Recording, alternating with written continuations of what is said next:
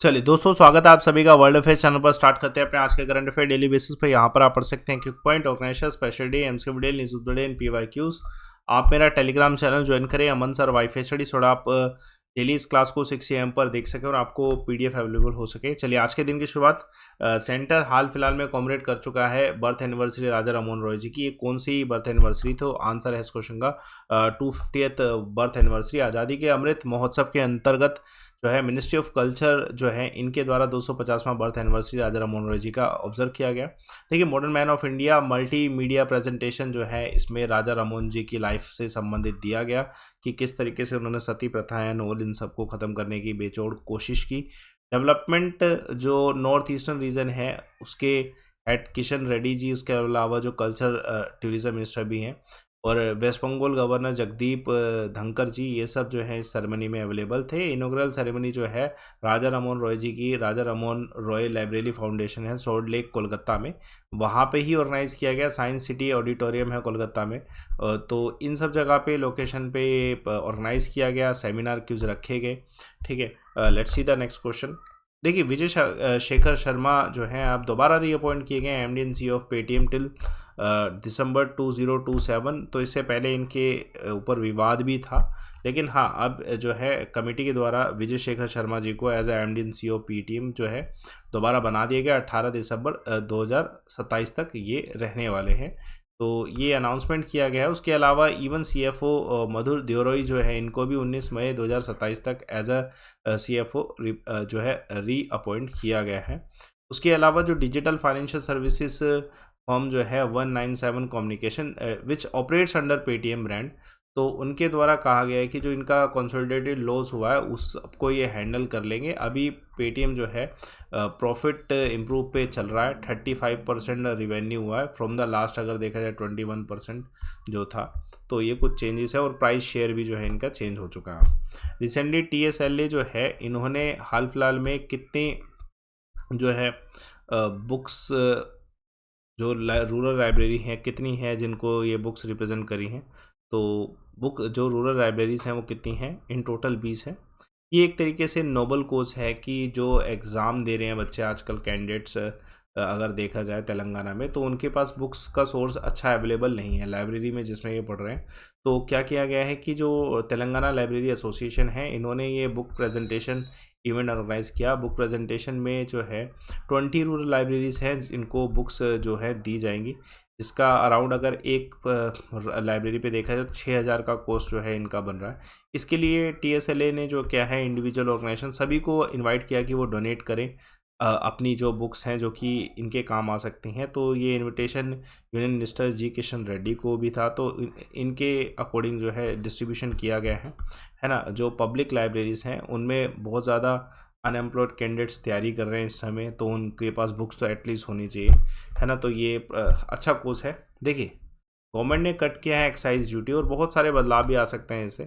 तो देखो, पहला कट किया है पेट्रोल और दूसरा डीजल का, जिससे कॉस्ट जो है कम हो जाएगी। At least this will reduce the cost of petrol by 9.5 per litre और डीजल का कॉस्ट 7 पर लीटर के जो है इतना डिक्रीज़ होने वाला है। ऐसा ट्वीट किया है फाइनेंशियल मिनिस्टर जो है हमारे फाइनेंस मिनिस्टर निर्मला सीतारमन जी के द्वारा। अब हुआ क्या है कि गवर्नमेंट ऑफ इंडिया ने एक्साइज ड्यूटी दी तो पेट्रोल पे 8 रुपये की, उसको हटा दिया है, और जो डीजल पे थी 6 रुपये की, उसको हटा दी, जिससे डेफिनेटली फ्यूल प्राइस जो है डिक्रीज़ होंगे। हालांकि इस पे सरकार का खर्चा इस जो है सरकार पे भार बढ़ेगा, लेकिन फिर भी ये ज़रूरी था। और ऐसा अनुरोध भी किया गया स्टेट को भी कहा गया है कि आप जो है अपनी जो कुछ टैक्सेस हैं उनको आप, ड्यूटीज़ जो है उनको आप भी रिड्यूस करें, जिससे जो कॉमन पर्सन है उसको जो है 10 रुपये के आसपास कम में जो है पेट्रोल डीजल ये सब चीज़ें जो है पड़े।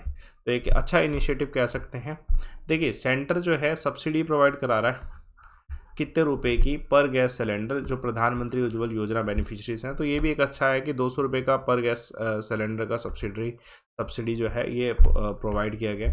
अब जब सब्सिडी प्रोवाइड किया जाएगा तो जैसे 9 करोड़ के आसपास बेनिफिशियरी हैं प्रधानमंत्री उज्ज्वल योजना के अंतर्गत, इनको फ़ायदा होगा। और ये अप टू 12 सिलेंडर हैं जिसमें सब्सिडी मिलेगा। दोबारा सरकार पे भार पड़ेगा कितने का? 6100 करोड़ का एनुअली, लेकिन कोई दिक्कत नहीं है। अभी ये अनाउंसमेंट फाइनेंस मिनिस्टर की 2 अनाउंसमेंट थी, जिसमें एक ये अनाउंसमेंट है कि 200 का सब्सिडी होगा। अगर जैसे मान लीजिए कुछ बेनिफिशियरी जो पुअर वुमेन है जिनको फ्री कनेक्शन मिलता है, तो उनके डायरेक्टली उनके अकाउंट में ये अमाउंट जाएगा। ठीक है, तो ये एक अच्छा शुरुआत है। दोबारा, कौन सी कंट्री के जो प्राइम मिनिस्टर स्कॉट मॉरिसन हैं, ये हार चुके हैं नेशनल इलेक्शंस? तो भाई ऑस्ट्रेलिया के हैं। देखिए, अभी हाल फिलहाल में वैसे जो है क्वाड मीटिंग थी, लेकिन इनका पहले ही जो है रिजेक्शन हो गया, कह सकते हैं एक तरीके से, क्योंकि अभी जो इलेक्शन हुए नेशनल इलेक्शन ऑस्ट्रेलिया में, वहाँ पे ये हार चुके हैं। तो इम्पोर्टेंट है अब जो नए प्राइम मिनिस्टर बन रहे हैं वो कौन है, ध्यान रखिएगा। मे भी आ सकता है एंथनी अल्बेंस जो हैं, ये नए प्राइम मिनिस्टर बने जो कि जीते हैं, तो इन्होंने इनकी विक्ट्री पे कॉन्ग्रेचुलेशन दिया है। अगर बात करी जाए कि मॉरिसन की, तो ये लगातार 8 साल तक जो है अपनी पावर में रहे और 2018 में भी जो है एज ए लीडर चुन के आए थे। तो let's see the next question. प्रधानमंत्री मोदी जी जो है अभी जब विजिट कर रहे हैं क्वाड समिट में, तो यहाँ पे ये 23 इंगेजमेंट्स करने वाले हैं 40 घंटे में। क्वाड समिट हो कहाँ पे रहा है, तो जापान में जो है हो रहा है। देखिए, अब इसके बारे में जानते हैं। बहुत इंपॉर्टेंट है कि प्राइम मिनिस्टर नरेंद्र मोदी जी 40 घंटे में 23 इंगेजमेंट करने वाले हैं। कहने का मतलब कि 23 लोगों से ये डेफिनेटली मिलेंगे, जिसमें सबसे पहले इंपॉर्टेंट चीज़ होगी यूएसए के जॉय बिडेन जो हैं प्रेसिडेंट, और prime minister of Australia and Japan, इन सभी से मीटिंग होने वाली है ना। तो 24 मई से ये ऑनवर्ड होगी, जिसमें इवन एटलीस्ट 36 जापानी सीईओ हैं जिनसे इनका इंटरेक्शन होने वाला है, और 100 के अराउंड इंडियन डिस्पोरा मेंबर्स हैं जिनके साथ इनका जो है डिस्कशन होने वाला है। तो इम्पोर्टेंट है, लेट्स सी कि यहाँ से क्या क्या इंडिया को बेनिफिशियल चीज़ें मिलती हैं, क्योंकि यूक्रेन की वॉर के ऊपर डिस्कशन होगा, बायलैटरल मीटिंग्स पे डिस्कशन होगा कि क्या क्या हो सकता है। तो अपडेट तो तभी मिलेगा जब ये मीटिंग्स होंगी। ईरानियन प्रेसिडेंट जो है रस्सी, ये ट्रैवल कर रहे हैं ओमान कब, तो ये मई 23 यानी कि आज ही ट्रैवल कर रहे हैं। तो ये एक बदलाव है, देख सकते हैं हम। ईरानियन प्रेसिडेंट जो है, ठीक है, रस्सी, इनका ये ऑफिशियल विजिट है ओमान में, आज ही हो रहा है। एडमिनिस्ट्रेशन के हिसाब से कहा जाए तो ये ट्रिप जो है ओमान की एक ट्रेंड है, जो कि ईरानियन की फॉरेन पॉलिसी में थोड़ा सा बदलाव आया है ना। तो इससे पहले इनका कनेक्शन इतना ज़्यादा नहीं था। स्पेशल इंपॉर्टेंस जो है दी जाएगी नेबरहुड कंट्रीज़ के टाई अप में। तो ये चीज़ें डिप्लोमेटिक और पॉलिटिकल जो है इम्पोर्टेंस रखती हैं। हमें इतना ही पता होना चाहिए कि नेबरहुड पॉलिसी के कंसेप्ट के अंडर ईरान जो है ओमान में विजिट कर रहे हैं। Let's see the next question. कौन सी कंट्री है जो साउथ कोरिया के साथ एक मिल ड्रिल और नॉर्थ कोरिया जो है कर रही है, तो डैट कि नॉर्थ कोरिया को काउंटर किया जा सके? तो यूएसए और साउथ कोरिया। आप सभी जानते हैं कि नॉर्थ कोरिया की जो गतिविधियां हैं, जैसे नॉर्थ कोरिया न्यूक्लियर टेस्ट कर रहा है, बैलिस्टिक मिसाइल टेस्ट कर रहा है, तो इससे बहुत सारी दिक्कतें आ सकती हैं। इवन साउथ कोरिया स्क्वेयर्ड है और यूएसए भी इस चीज़ को लेकर चिंतित है कि कैसे ये कंट्रोल नहीं करे। तो इसी वजह से जॉय बिडेन और साउथ कोरिया के बीच में जो है डिस्कशन होने वाला है। यून यूल जो है ये डिस्कशन करने वाले हैं जॉय बिडेन के साथ, और लेट्स सी कि इसमें क्या क्या अपडेट आता है। ठीक है, यूएसए का स्ट्रेटजिक एसेट है अगर देखा जाए जो है साउथ कोरिया, तो इस पर फोकस किया जाएगा। और इवन अमेरिका के प्रेसिडेंट ने ये भी कहा है कि अगर जो नॉर्थ कोरिया के किम जोन हैं, अगर ये सिंसियर और सीरियस तरीके से बात करना चाहते हैं after dismantling their process of nuclear and ballistic missile programmes, तो ये इनसे भी बातचीत करना सही समझेंगे। चलिए let's see the next question.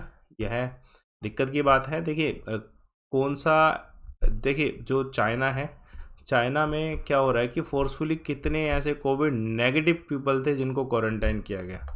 तो ये 13,000 के आसपास कोविड नेगेटिव पीपल थे जिनको फोर्सफुली क्वारंटाइन किया गया। हालांकि चाइना ये कह रहा है कि चाइना की जो है ये वर्स्ट सिचुएशन है इस समय आउटब्रेक की, तो इसमें हमें कुछ ना कुछ तो करना पड़ेगा। 26 के आसपास न्यू इन्फेक्शन केसेस डिस्कवर हुए, और इसी के कारण से इन्होंने 13,000 रेजिडेंट्स को ना लॉकडाउन कर दिया, ठीक है, इस लोकेशन पे। तो ये एक मुद्दा देखने में आया है। हालांकि ये एक तरीके से इनकी स्ट्रिक्ट पॉलिसीज़ है जिससे ये कोविड-19 के केसेस को कम कर सके, क्योंकि अभी बहुत सारे स्पोर्ट्स इवेंट्स भी हैं जो इन्होंने इसी के चलते जो है रद्द किए हैं। तो इम्पोर्टेंट है कि एक पॉइंट देखिए, हाल फिलहाल में एंथनी अल्बेंस जो है ये प्राइम मिनिस्टर बने किस कंट्री के, तो अभी मैंने आपको बताया ऑस्ट्रेलिया के। बहुत इंपॉर्टेंट है, याद रखिएगा ये, ठीक है। देखिए बहुत इंपॉर्टेंट क्वेश्चन है हाल फिलहाल में, ठीक है, नंजरार जो टैंक है इसको डिक्लेयर किया है 17th वर्ल्ड सेंचुरी। कौन सी स्टेट में है? तमिलनाडु में। ठीक है, नवदूत जो एक battery operated dual mode locomotive था, ये किसके द्वारा डेवलप किया गया? तो वेस्ट सेंट्रल रेलवे के द्वारा जो है डेवलप किया गया। तो क्वेश्चन आ सकता है। बाकी मैंने आपसे कल एक सवाल पूछा था जीएसटी का, गुड्स एंड सर्विसेज टैक्स पहली बार किसने लगाया? तो चैतन्य शर्मा के द्वारा। बिल्कुल सही आंसर फ्रांस है। और आज का सवाल देखिएगा, who founded the Sayyid dynasty? Sayyid dynasty की स्थापना किसने करी? तो आप इसका आंसर इसका कमेंट बॉक्स पे बताएं। टेलीग्राम चैनल ज्वाइन करें। अगर आप रेगुलर 10 मिनट का ये वीडियो भी देख लेते हैं तो आपको बहुत ज़्यादा करंट अफेयर में बेनिफिट्स आने वाले हैं, चाहे वो आपका कोई भी एग्ज़ाम हो। ये मेरे टेलीग्राम चैनल पे इसका पीडीएफ भी अवेलेबल होगा, रेगुलर क्लासेस आपको मिल रही हैं। रिपोर्ट एंड विन का ऑप्शन। और देखिए ये सब्सक्रिप्शन ऑफर स्पेशली आया आपके लिए एक्स्ट्रा मंथ, जिसमें आपको कोड यूज़ करना है लाइव ओमन। देखिए फीस हाइक होने से पहले आप इस सब्सक्रिप्शन को ले सकते हैं जो कि आपको मिल रहा है। लाइव ओमन पे आपको डिस्काउंट भी मिल रहे हैं, आपको एक्स्ट्रा मंथ भी मिल रहे हैं और सभी एग्ज़ाम्स की तैयारी भी हो रही है। तो आप इसको कोड को ज़रूर लगाएं, रेफरल कोड को प्रोसीड टू पे से पहले। जब भी आप ये कोड लगाते हैं तो ऑटोमेटिकली अनअकैडमी का हर बेनिफिट आपको मिल जाता है जो एज अ कोर्स आपको मिलना चाहिए।